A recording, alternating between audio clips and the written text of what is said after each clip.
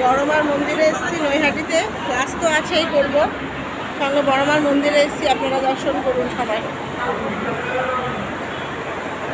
ওই যে বড়মা,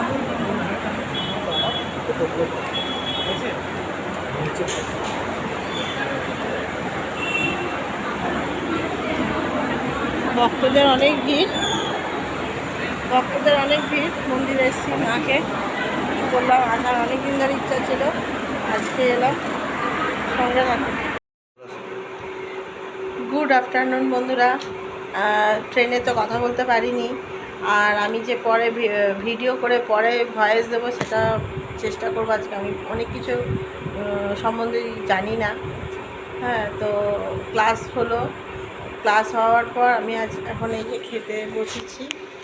এই যে একটা সামনে মানে ওনাদের বাড়ি, কারণ ওনারা রেস্টুরেন্ট টাইপসের করেছে, খুব ভালো ঘরোয়া খাবার, নিরামিষ, না দরকার নেই, নিরামিষ।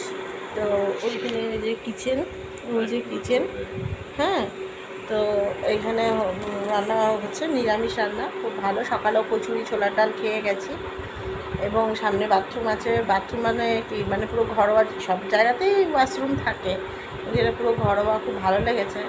নৈহাটিতে বড়মা মন্দিরের পাশেই জলখাবার গলিতে, যদি কেউ আসতে চান অবশ্যই আসবেন, খুব ভালো অ্যারেঞ্জমেন্ট। তো এখন বেলা বাজে 4:20, এখন এসেছি, খেয়ে নেব, খেয়ে আমরা আবার ট্রেন ধরবো। হ্যাঁ, ট্রেন ধরবো, এই জন্য খেয়ে নিই।